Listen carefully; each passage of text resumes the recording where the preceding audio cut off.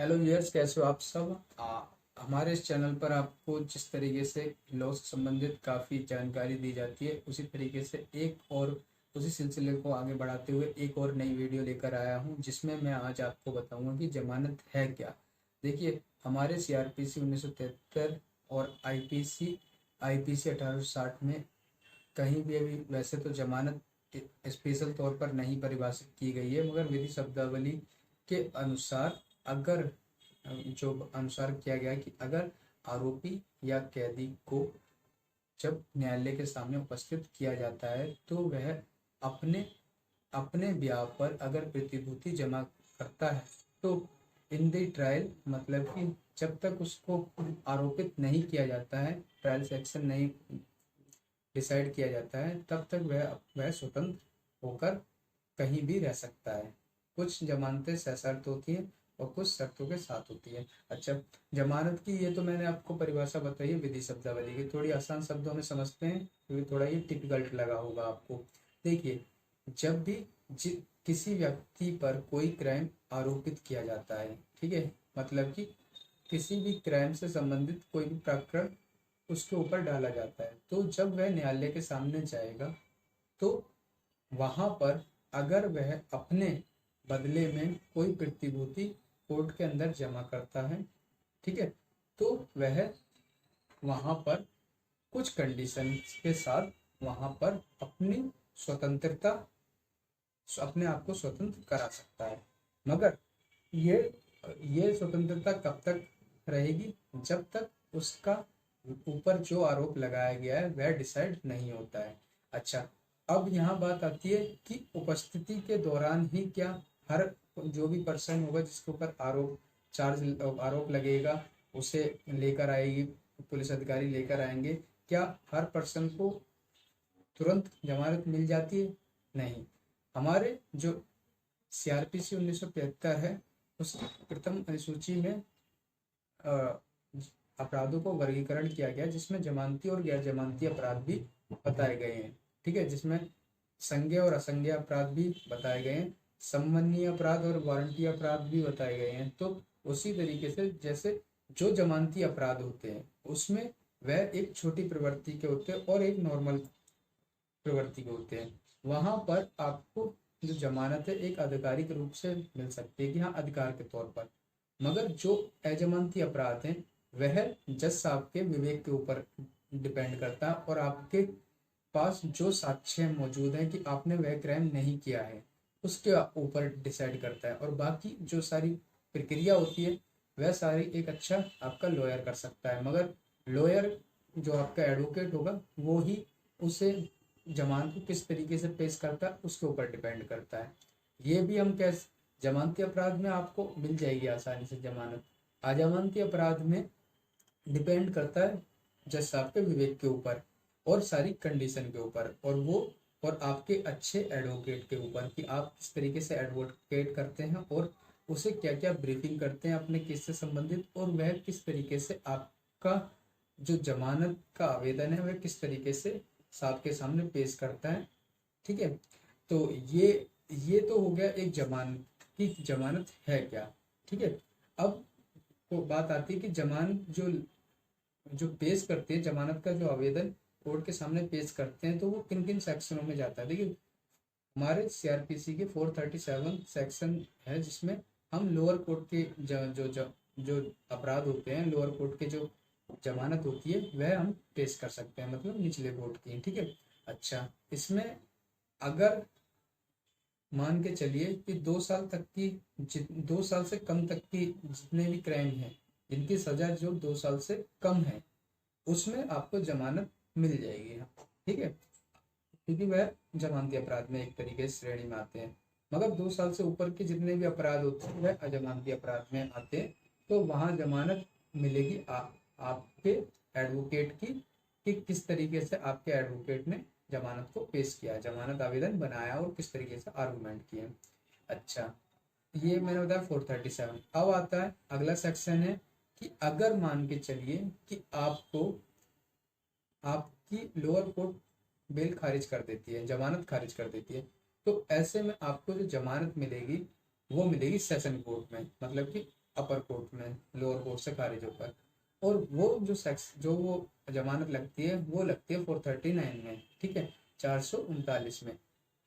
अगर और सेम इसी सेक्शन में आपकी हाई कोर्ट में भी जमानत लगती है 439 के तहत। अच्छा, दोनों में सेम, इनको थोड़ा सा पावर ज़्यादा अच्छी होती है 439 सेक्शन में सेशन कोर्ट को।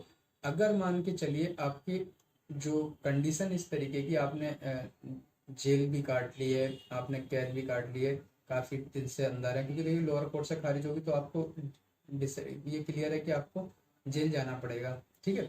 और वहाँ जेल जाएंगे तो वहाँ पर कुछ टाइम रुक कर ही जमानत लगाएं तो बेटर है, ठीक है। क्योंकि एक कोर्ट का भी नज़रिया होता है कि इस पर्सन ने, अगर इसके ऊपर क्राइम आरोपित किया गया है और इसने, क्योंकि जज की भी मैंडेटरी ये होती है कि थोड़ा सा कि इसने क्राइम किया होगा तभी हमारे अधिकारी यहाँ पर लेके आए, या तो बिल्कुल साफ साक्ष्य लेके आओ कि आप उस घटना के दौरान वहाँ पर मौजूद नहीं थे। तो मेरा भी मानना यह है कि कुछ टाइम जब कस्टडी पीरियड काउंट हो जाए, 1 हफ्ते बाद, 4 दिन बाद, 5 दिन बाद, तब ही सेशन कोर्ट में बेल लगानी चाहिए।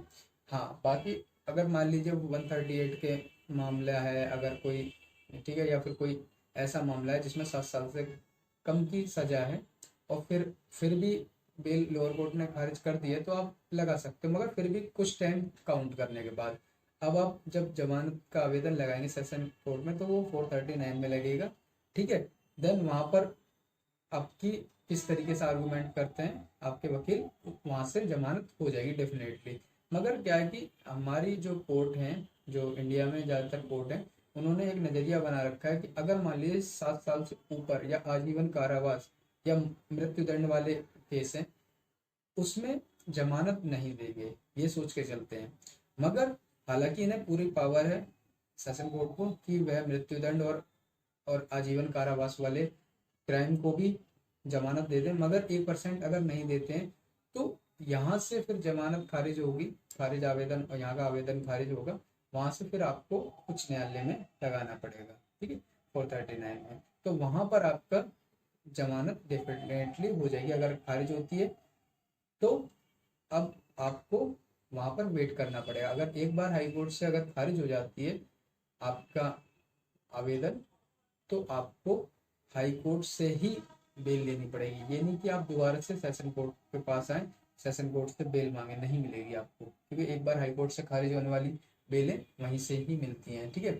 चलिए, ये तो आपको बात मैंने आपको बताई, बेल इस तरीके से लगा सकते हैं 439। मैंने अभी आपको बताया 437, 439। अगर मान के चलिए आपके ऊपर कोई क्राइम आरोपित किया गया और आपको भनक लगती है कि यार, जब पुलिस वाले आते हैं आपके घर पर और कहते हैं कि आपके ऊपर ये क्राइम का FIR दर्ज हुई है, और आप उस टाइम पर फरार होते हैं या घर पे नहीं मिलते हैं या घर वालों को कोई मिलते हैं, या आशंका होती है आपको कि आपके ऊपर ये पर्सन क्राइम मतलब कि FIR करा सकता है, और अगर आपको पता हो या नहीं पता हो, ठीक है, अगर आपको पता भी चल जाता है या ना पता हो तो भी आप 438 में अग्रिम जमानत ले सकते हैं। अग्रिम जमानत वर्ड आपने समझ रहे होंगे कि उसमें पहले से ही पता है कि अग्रिम जमानत का मतलब ये है कि आपका वकील आपके ब्याह पर पेश होकर कोर्ट से, न्यायालय से, जज साहब के सामने से वह जमानत अलाउ करा सकता है। मगर उसमें जो अग्रिम जमानत होती है 438 की, वहाँ पर जो डिपेंड करता है, वहाँ पर भी बहुत सारी कंडीशन डिपेंड करती है कि आपकी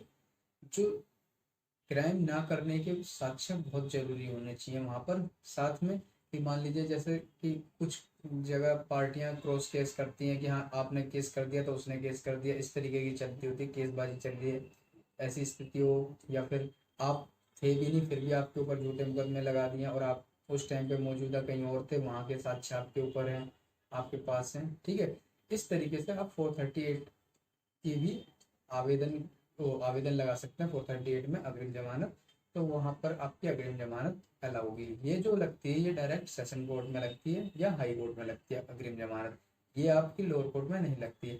मान के चलिए अगर, हाँ, और आपके पास ये पावर है कि आप डायरेक्ट हाई कोर्ट में भी लगा सकते हैं, मगर एक बार हाई कोर्ट से खारिज होने के बाद आप सेशन कोर्ट से में कोई भी जमानत नहीं ला सकते और ना ही अलाउ होगी। तो इसलिए आपके पास जो रेमेडी है हाई कोर्ट जाने की, वह रेमेडी एकदम से क्रॉस मत करिए, वरना आपका नुकसान हो जाएगा, क्योंकि आपके पास अभी कोशिश यही करिए कि आपको सेशन कोर्ट और यहाँ लोअर कोर्ट से बेल मिल जाए, क्योंकि अगर आप डायरेक्ट हाई कोर्ट में जाने की सोचें, यहाँ से जल्दी जल्दी खारिज कराई और चले गए, ठीक है, या फिर 438 में वहाँ चले गए, तो आपके लिए बहुत नुकसान हो जाएगा, ठीक है। हर हर कोर्ट में हर मजिस्ट्रेट, हर जज साहब एक दूसरे से प्रेरित होते हैं कि पीछे की कोर्ट में क्या वकील साहब ने आर्गूमेंट करे थे, किस पॉइंट पर खारिज किया था, क्योंकि हाई कोर्ट किस चीज को डिसाइड करता है, वह डिसाइड करता है कि किस पॉइंट के ऊपर निचली अदालत ने बेल खारिज करी थी, तो उस चीज को देखते हुए फिर वह वहां पर बेल, उस वर्ड को डिफाइन करते हुए आपकी बेल अलाउ करेगा या नहीं करेगा, ठीक है। तो ये मैंने आपको बताया कि जमानत क्या है, जमानत कौन कौन से सेक्शन में किस कोर्ट में लगा सकते हैं, ठीक है। अग्रिम जमानत भी मैंने आपको बताई इसमें, ठीक है। आगे भी बेसिक शब्दों पर और भी वीडियो बनाता रहूँगा, ठीक है। चलिए, आपको अगर वीडियो पसंद आई हो तो लाइक करिए, सब्सक्राइब करिए, धन्यवाद।